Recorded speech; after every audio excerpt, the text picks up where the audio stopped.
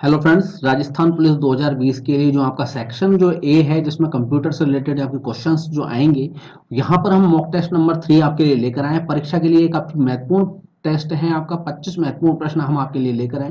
देखिए, अगर आपको वीडियो पसंद आता है तो जरूर वीडियो को लाइक करें, चैनल को सब्सक्राइब करना ना भूलें, साथ ही बेल आइकन दबाना ना भूलें ताकि अपडेट नोटिफिकेशन आपको वीडियोज के मिलते रहें। देखिए, हम हमारे चैनल पर लगातार राजस्थान पुलिस के सेट अवेलेबल करवा रहे हैं। ये अलग अलग सेट्स हैं। यहाँ पर अब हम जल्द ही आपके लिए बायोलॉजी के भी क्वेश्चंस लेकर आएंगे और इसमें आपके जो जनरल साइंस हैं उससे रिलेटेड आपके क्वेश्चंस लेकर आएंगे। तो देखिए, स्टार्ट करते हैं आज का वीडियो। देखिए, पहला प्रश्न है, प्राइमरी मेमोरी का सेकेंडरी स्टोरेज में एक्सटेंशन कहलाता है। देखिए, सबसे पहले प्राइमरी मेमोरी के बारे में बात करते हैं। प्राइमरी मेमोरी जो होती है ये दो तरीके की होती है आपकी, एक तो वोल्टाइल और एक होती है नॉन वोल्टाइल। ठीक है। मेमोरी जो वोल्टाइल मेमोरी होती है उसको बोलते हैं हम अस्थिर मेमोरी बोलते हैं। ठीक है। और नॉन वोल्टाइल जो होती है वो स्थिर मेमोरी बोली जाती है। ठीक है। और सेकेंडरी मेमोरी है, सेकेंडरी मेमोरी जैसे आपकी हार्ड डिस्क है, पेन ड्राइव है, आपकी सीडी है, इस तरीके की जो भी आपकी मेमोरीज होती हैं, जो एक्सटर्नल मेमोरी होती है वो सेकेंडरी मेमोरी में आते हैं। और प्राइमरी मेमोरी में आते हैं रैम और रोम, दोनों आते हैं आपके, रैम और रोम। ठीक है। अब ये पूछ रहा है कि प्राइमरी मेमोरी का सेकेंडरी स्टोरेज में एक्सटेंशन जो करते हैं वो क्या कहलाता है? वो कहलाता है आपका वर्चुअल मेमोरी। तो इसका आंसर हो जाएगा बी ऑप्शन, वर्चुअल मेमोरी। अगला प्रश्न देखते हैं। अगला प्रश्न दिया हुआ, IPv6 एड्रेस की साइज होती है। देखिए, ये IPv6 ये क्या है, सबसे पहले तो ये समझना जरूरी है। देखिए, IP4 और IPv6 जो होता है ये IPv4, ठीक है, और एक होता है IPv6। ठीक है। अभी जो चल रहा है वर्तमान में IPv4 चल रहा है, IPv6 अब भविष्य की दृष्टि से देखा जा रहा है। आईपीवी के बारे में बात करें तो ये जो आईपीवी है, जो आईपीवी का मतलब होता है इंटरनेट प्रोटोकॉल वर्जन। ठीक है। ये अभी चल रहा है 4। अब ये भविष्य के लिए अगर देखें तो ये भविष्य में इसका 6 चलेगा। और देखिए, इसमें IPv4 के अंदर 32 बिट होते हैं, इसके अंदर तो 32 बिट होते हैं, 32 बिट। ठीक है। इसको हम ये कह सकते हैं 4 बाइट के बराबर। और IPv6 जो है इसके अंदर होते हैं आपके 128 बिट, या फिर इसको बोल सकते हैं हम 16 बाइट्स। ये इसके अंदर होता है। तो इसका आंसर हो जाएगा आपका 128 बिट्स हो जाएगा। तो इसका आंसर हो जाएगा ए ऑप्शन। अगला प्रश्न है आपका, कंप्यूटर का कौन सा भाग कंप्यूटर प्रोग्राम के अनुदेशों को निष्पादित करने में सीधे सम्मिलित होता है? देखिए, कंप्यूटर का जो कंप्यूटर का कौन सा भाग पूछा जा रहा है। कंप्यूटर में जो प्रोसेसर होता है वो किसी भी प्रोग्राम के जो भी उसके जो इंस्ट्रक्शन होते हैं उनको फॉलो करने के लिए सीधे सम्मिलित होता है। तो इसका आंसर हो जाएगा डी ऑप्शन, प्रोसेसर। अगला प्रश्न है आपका। अगला प्रश्न दिया हुआ है, एक कंप्यूटर की क्लॉक स्पीड का मापन किया जाता है। देखिए, कंप्यूटर की जो क्लॉक स्पीड होती है वो मेगाहर्ट्ज या गीगाहर्ट्ज में मापी जाती है। तो इसका आंसर हो जाएगा बी ऑप्शन, मेगाहर्ट्ज या गीगाहर्ट्ज। ठीक। अगला प्रश्न है आपका, आधुनिक डिजिटल कंप्यूटर में किस पद्धति का उपयोग किया जाता है? देखिए, डिजिटल कंप्यूटर के अंदर द्विआधारी अंक पद्धति का प्रयोग किया जाता है, जिसको हम बाइनरी अंक जिसके बोलते हैं। तो बाइनरी का जो है बेस होता है 2 होता है। ठीक है, द्विआधारी, जिसमें आपके 0 और 1 शामिल होते हैं। ठीक है। तो इसका आंसर हो जाएगा ए ऑप्शन। अगला प्रश्न है आपका, सबसे बड़े से सबसे छोटे के क्रम में निम्नलिखित में से कौन सा सही क्रम है? देखिए, यहाँ मेमोरी दी गई है आपको, और सबसे बड़े से क्रम, तो सबसे बड़ा जो है वो होता है टीबी, टेराबाइट। ठीक है। फिर उसके बाद में आता है गीगाबाइट, फिर होता है उसके बाद में मेगाबाइट, और फिर उसके बाद में आता है केबी, किलोबाइट। तो इसका आ जाएगा आंसर टीबी, जीबी, एमबी, केबी। आंसर हो जाएगा सी ऑप्शन। अगला प्रश्न देखते हैं। अगला प्रश्न है, इनपुट प्रोसेसिंग आउटपुट व स्टोरेज को सम्मिलित रूप से कहते हैं।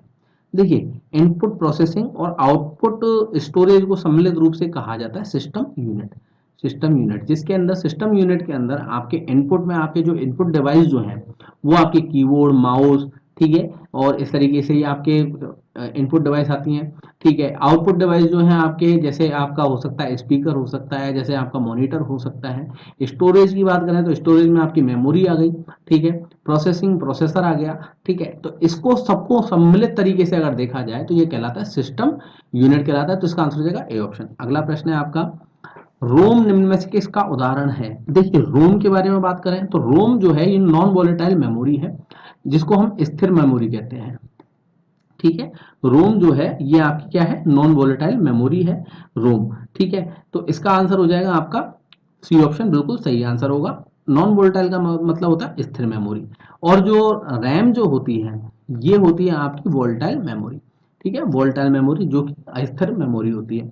ठीक है, तो इसका आंसर हो जाएगा आपका सी ऑप्शन, बिल्कुल सही आंसर होगा। अगला प्रश्न देखते हैं। अगला प्रश्न दिया हुआ है आपका, निम्न में से कौन सा प्राइमरी मेमोरी का भाग है। देखिए प्राइमरी मेमोरी के बारे में अगर बात करें तो प्राइमरी मेमोरी जो है रीड ओनली मेमोरी कहलाती है।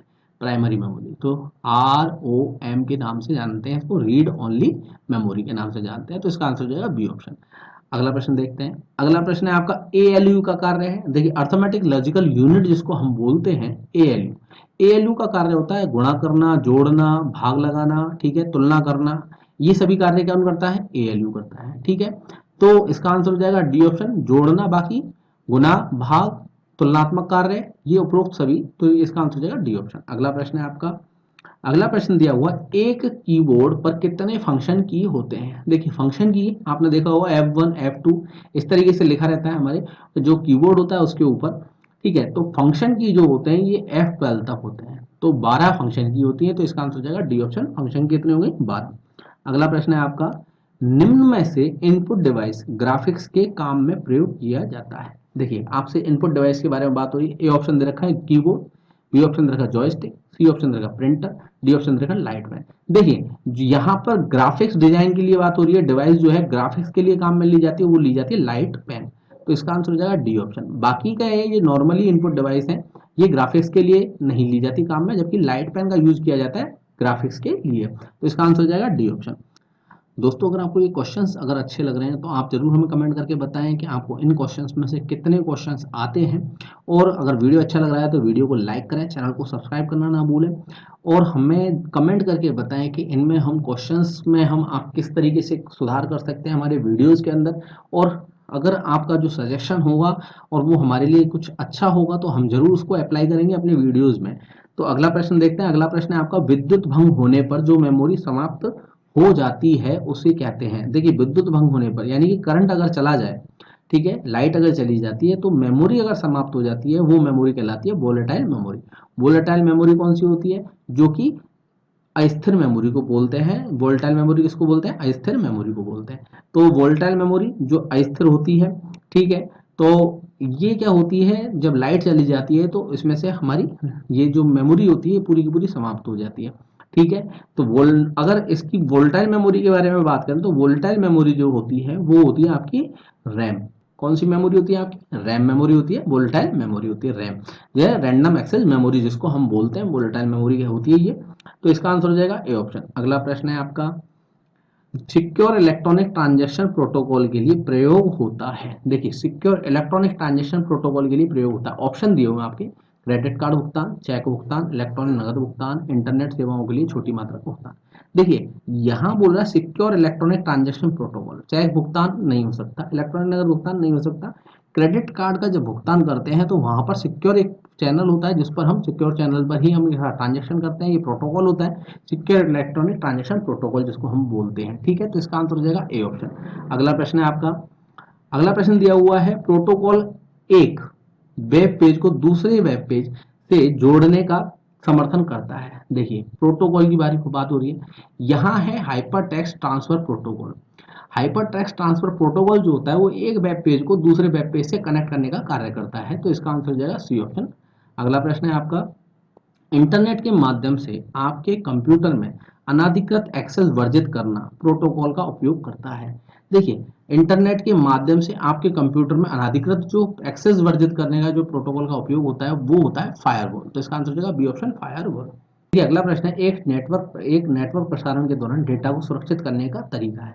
देखिए नेटवर्क को सुरक्षित करने का जो तरीका होता है, वो नेटवर्क प्रसारण के दौरान डेटा को सुरक्षित करने का जो तरीका होता है वो होता है आपका, डेटा को अगर एन्क्रिप्टेड कर दिया जाए। ठीक है, डेटा अगर एन्क्रिप्टेड कर दिया जाएगा तो वो सुरक्षित हो जाता है, तो उसको सुरक्षित करने का तरीका होता है डेटा को एन्क्रिप्ट करना। तो इसका आंसर हो जाएगा बी ऑप्शन।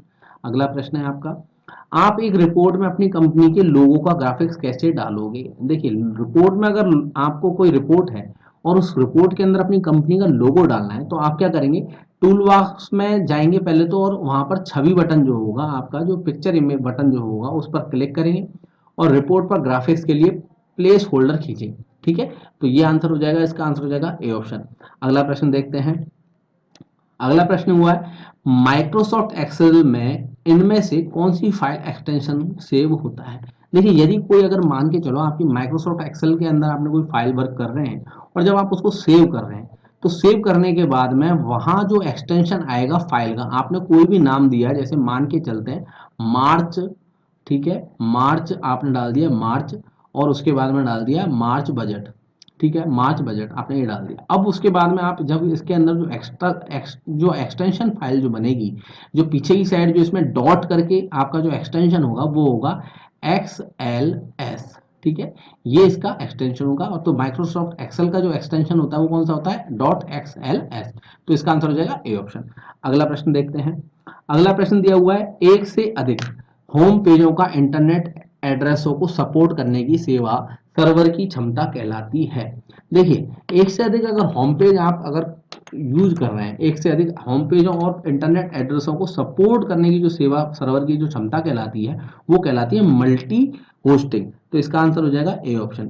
ठीक है, अगला प्रश्न देखते हैं। अगला प्रश्न है वो इंस्ट्रक्शन जो बाइनरी मशीन कोड के बजाय अंग्रेजी शब्दों के साथ लिखी जाती है कहलाती है। देखिए बाइनरी मशीन कोड के बजाय अगर अंग्रेजी शब्दों के साथ में अगर कोई जो इंस्ट्रक्शन लिखे जाते हैं वो कहलाते हैं सिंबॉलिक कोड, तो इनका आंसर क्या हो जाएगा आपका, बी ऑप्शन बिल्कुल सही आंसर हो जाएगा। अगला प्रश्न है आपका, ठीक है, अगला प्रश्न है निम्न में से कौन सा ओएसआई मॉडल में परतों की सबसे बड़ी संख्या का उपयोग करता है। ओएसआई मॉडल में परतों की सबसे बड़ी संख्या का जो उपयोग करता है वो करता है गेटवे।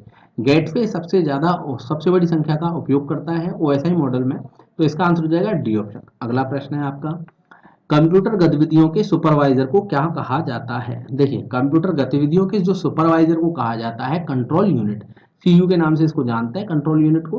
ठीक है, तो इसमें जो कंप्यूटर की जितनी भी गतिविधियां होती हैं उनको सुपरवाइज कौन करता है, कंट्रोल यूनिट करता है। कंट्रोल यूनिट आपको नाम से समझ में आ रहा होगा, ऐसी यूनिट जो सब कुछ कंट्रोल कर रही है तो वो सुपरवाइज कर रहा है, तो ये हो जाएगा कंट्रोल यूनिट, इसका आंसर हो जाएगा डी ऑप्शन। देखिए अगला प्रश्न दिया हुआ है बैब, WAB, WAB, AIFF उदाहरण है। देखिए ये जो उदाहरण है ये एक्सटेंशन है, ये .WAB लिखा रहता है, ठीक है, .WMA लिखा रहता है, .AIFF लिखा रहता है। ये जो सारे फॉर्मेट हैं ये फॉर्मेट है आपके ऑडियो फाइल फॉर्मेट के। ठीक है, तो इसका आंसर हो जाएगा D option, audio file format. अगला प्रश्न है आपका, अब देखिए अगला प्रश्न है आपका MS वर्ड में फॉरवर्ड की FWD फॉरवर्ड की शॉर्टकट की है। देखिए MS वर्ड में जो फॉरवर्ड की शॉर्टकट की है वो होती है आपकी CTRL+F, तो इसका आंसर डी ऑप्शन। तो धन्यवाद दोस्तों, ये था राजस्थान कांस्टेबल की बहुत ही महत्वपूर्ण वीडियो। अगर आपको हमारा वीडियो पसंद आया तो जरूर वीडियो को लाइक करें, चैनल को सब्सक्राइब करना ना भूलें, साथ ही बेल आइकन दबाना ना भूलें। और हमारे वीडियोस के अंदर जो हमने क्वेश्चंस लिए हैं इन क्वेश्चंस में से आपको कितने क्वेश्चंस आते थे जरूर हमें कमेंट करके बताएं। अगर आपको वीडियो अच्छा लगा तो ज़रूर हमें कमेंट करके बताएं कि इसके अंदर अगर आपको लगता है कि कोई और सुधार करना चाहिए हमें, तो आप हमें ज़रूर कमेंट कमेंट करके बताएं कि इनमें क्या सुधार किया जा सकता है। धन्यवाद दोस्तों।